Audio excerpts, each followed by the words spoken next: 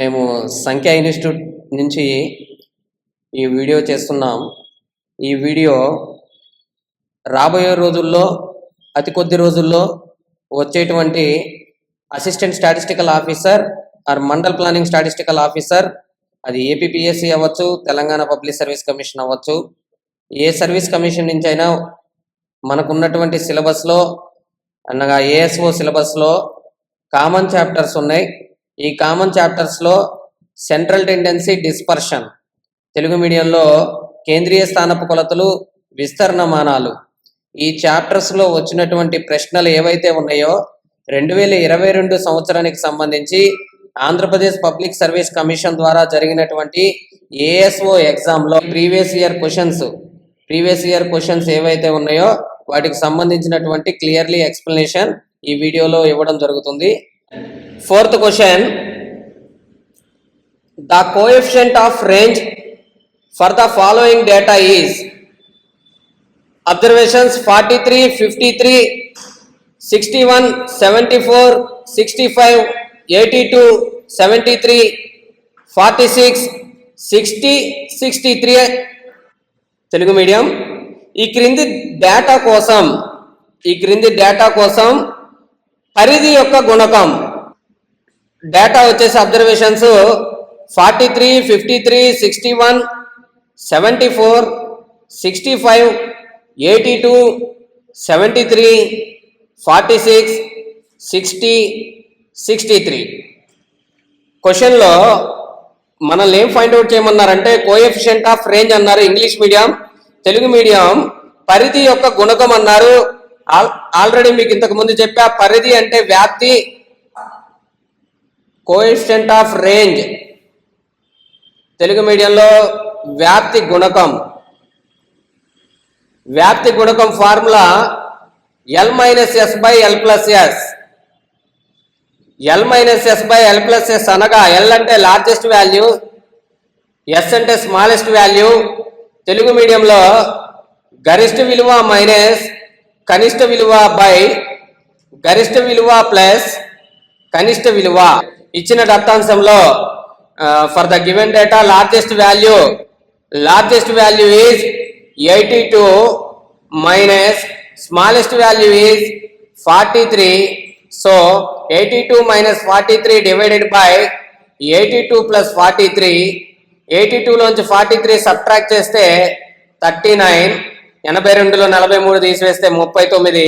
82కి 43 కలిపితే 82 plus 43. 82కి 43ని add చేస్తే 125. 39 divided by 125.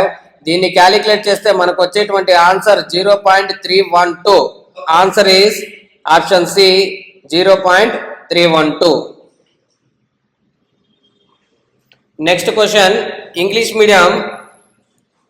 If the coefficient of quartile deviation of students marks is 0.57, coefficient of quartile deviation ఇచ్చారు and the third quartile Q3 ఇచ్చారు, మనల్ని first quartile Q1 కనుక్కోమంటున్నారు. Telugu మీడియంలో విద్యార్థుల మార్కుల త్రైమాసిక విచలనం యొక్క గుణకం 0.57, మూడవ త్రైమాసిక విలువ Q3 విలువ 31, అయితే మొదటి త్రైమాసిక విలువ కనుక్కోమంటున్నారు. మరొకసారి చూడండి, మనకి ఇచ్చినటువంటి ప్రాబ్లంలో మనకి ఇచ్చింది క్వార్టైల్ డీవియేషన్ ఇచ్చారు. Coefficient of quartile deviation value 0.57 ఇచ్చారు, Q3 ఇచ్చారు, మనల్ని Q1 కనుక్కోమన్నారు. కోఎఫిషియంట్ ఆఫ్ క్వార్టైల్ డీవియేషన్ తెలుగులో చతుర్థాంశ విచలన గుణకం. ఇక్కడ మీకు ట్రాన్స్లేషన్లో క్వార్టైల్కి త్రైమాసిక అని ఇచ్చారు. కొన్ని సందర్భాల్లో సబ్జెక్ట్ ప్రకారం ట్రాన్స్లేషన్స్ జరుగుతున్నాయి, కొన్ని సందర్భాల్లో క్వశ్చన్ పేపర్స్ ఉన్నటువంటి స్టేట్మెంట్లకి ట్రాన్స్లేషన్ జరుగుతుంది. ఇక్కడ క్వార్టైల్ అంటే త్రైమాసిక అని తీసుకున్నారు. మన యొక్క సబ్జెక్ట్ లో అయితే చతుర్థాంశ విచలనం అని ఉంది. English medium question paper is the final కాబట్టి తెలుగు మీడియం వాళ్ళైనా సరే ఇంగ్లీష్ మీడియంలో ఒకవేళ మనకి తెలుగులో ప్రశ్న అర్థం కాని సందర్భంలో ఇంగ్లీష్ మీడియంలో అబ్జర్వ్ చేయాలి. Quartile deviation formula Q3 minus Q1 by Q3 plus Q1. Already మనకి కోఎఫిషియంట్ ఆఫ్ క్వార్టైల్ డీవియేషన్ లెక్కలు ఇవ్వడం జరిగింది. చతుర్థాంశ విచలన గుణకం అనేది కోఎఫిషియంట్ ఆఫ్ క్వార్టైల్ డీవియేషన్ అనేది ఇచ్చారు 0.57 ఇచ్చారు. 0.57 ఈజ్ ఈక్వల్ టు Q3 అంత వాల్యూ ఇచ్చారు మనకి. Q3 value 31 minus Q1 by 31 plus Q1. ఇప్పుడు ఈ ఈక్వేషన్ నుంచి మనం Q1 వాల్యూని ఫైండ్ అవుట్ చేయాలి. క్రాస్ మల్టిప్లై చేసినప్పుడు 0.57 into 31 plus Q1 equal to 31 minus Q1. Multiplication చేసినప్పుడు 0.57 ఇంటూ 31 17.67 వస్తుంది plus 0.57 Q1 equal to 31 minus Q1. ఇప్పుడు Q1లన్నీ ఒకవైపు కాన్స్టెంట్లన్నీ ఒకవైపు తీసుకెళ్తే 0.57 Q1 ఇటువైపు ఉంచుతున్నాను, మైనస్ Q1 ఇటువైపు వస్తే ప్లస్ Q1 అవుతుంది. ఇక్కడ 31 ఉంది ఈజ్ ఈక్వల్ టు యువతల ఆల్రెడీ ఈ ప్లస్ 17.67 ఇటువైపు వస్తే మైనస్ 17.67 అవుతుంది. ఇప్పుడు ఇక్కడ ఏం లేదనంటే ఒకటి ఉన్నట్లు లెక్క.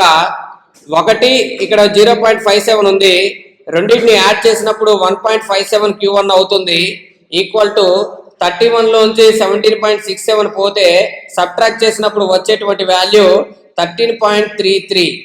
సో మనకు కావాల్సింది Q1 కాబట్టి ఇక్కడ మల్టిప్లికేషన్ లో ఉన్న 1.57 ఇటువైపు పోతే డివిజన్ లోకి వెళ్తుంది. 13.33 divided by 1.57 it is nearly approximately equal to 8.5 కి మీరు డివిజన్ చేసినప్పుడు వచ్చేటువంటి ఆన్సర్ అనేది 8.5 కి ఈక్వల్ అవుతుంది. సో మనకు ఉన్నటువంటి ఆన్సర్స్ లో ఇది కూడా ఆప్షన్ సినే ఆన్సర్ 8.5. సో మనకి క్వార్టైల్ డీవియేషన్ ఇచ్చారు, థర్డ్ క్వార్టైల్ ఇచ్చారు, మిమ్మల్ని Q1 కనుక్కోమన్నారు. ఫార్ములాలు ఇంపార్టెంట్. ఫార్ములాస్ నేర్చుకుంటే ఆల్రెడీ ఇచ్చిన విలువలు అందులో సబ్స్టిట్యూట్ చేయడం వల్ల మీకు డైరెక్ట్ గా ఆన్సర్ వచ్చేస్తుంది. Okay, next question. If the coefficient of standard deviation is 0.4 and the mean is 5, mean value ఇచ్చారు, mean is 5 for the given data, then the variance అడిగారు మనల్ని. తెలుగు మీడియంలో ప్రామాణిక విచలన గుణకం ఇచ్చారు. ప్రామాణిక విచలన గుణకం అంటే 0.4 అని ఇచ్చారు, సగటు 5 ఇచ్చారు, అయితే వ్యత్యాసం అన్నారు వేరియన్స్ అంటే మన తెలుగు మీడియంలో మన సబ్జెక్ట్ ప్రకారం విస్తృతి అని ఉంటుంది. ఇక్కడ ట్రాన్స్లేషన్ లో మనకి ఇచ్చింది వ్యత్యాసం అని ఇచ్చారు. కోఎఫిషియంట్ ఆఫ్ స్టాండర్డ్ డీవియేషన్ అంటే తెలుగు మీడియంలో ప్రామాణిక విచలన గుణకం. ఫార్ములా ఏంటంటే కోఎఫిషియంట్ ఆఫ్ స్టాండర్డ్ డీవియేషన్ కి స్టాండర్డ్ డీవియేషన్ బై మీన్ అంటే ప్రామాణిక విచలనం బై సగటు. Coefficient of standard deviation value problem నుంచి 0.4 ఈక్వల్ టు స్టాండర్డ్ డీవియేషన్ అనేది మనకి తెలియదు, డేటా ప్రకారం లేదు, డివైడెడ్ బై మీన్ మీకు ఇచ్చింది 5. సో దీని నుంచి standard deviation is equal to 0.4 into 5. 0.4 into 5 అంటే 2. స్టాండర్డ్ డీవియేషన్ వచ్చింది. స్టాండర్డ్ డీవియేషన్ అంటే తెలుగులో ప్రామాణిక విచలనం. మనకు వచ్చింది ప్రామాణిక విచలనం మాత్రమే, కానీ మనల్ని అడిగింది వ్యత్యాసం అడిగారు. ప్రామాణిక విచలనం వేరు, వ్యత్యాసం వేరు. కానీ ప్రామాణిక విచలనానికి వ్యత్యాసానికి మధ్య ఒక సంబంధం ఉంది, relation between standard deviation and variance. మనల్ని అడిగింది వేరియన్స్ అడిగారు. రిలేషన్ బిట్వీన్ స్టాండర్డ్ డీవియేషన్ అంటే సిగ్మా, మనల్ని అడిగింది వేరియన్స్ అంటే సిగ్మా స్క్వేర్, అంటే స్క్వేర్ చేయాలి. 2ని స్క్వేర్ చేస్తే 2 స్క్వేర్ అంటే 4. So final answer is 4. ఇది కూడా ఆప్షన్ సి లో ఉంది. So option C is the correct answer. 4 is the answer. Next question number 7. English medium. For the data of 50 employees earnings, the coefficient of mean deviation and mean deviation are 0.3 and 15,000. అంటే ప్రాబ్లంలో మనకి coefficient of mean deviation ఇచ్చారు, mean deviation ఇచ్చారు, మనల్ని mean calculate చేయమన్నారు. తెలుగు మీడియంలో 50 మంది ఉద్యోగాల ఆదాయాల డేటా కోసం సగటు విచలనం మరియు సగటు విచలనం యొక్క గుణకం, సగటు విచలనం ఇచ్చారు, సగటు విచలనం యొక్క గుణకం ఇచ్చారు. ఒకటి 0.3, ఒకటి 15,000.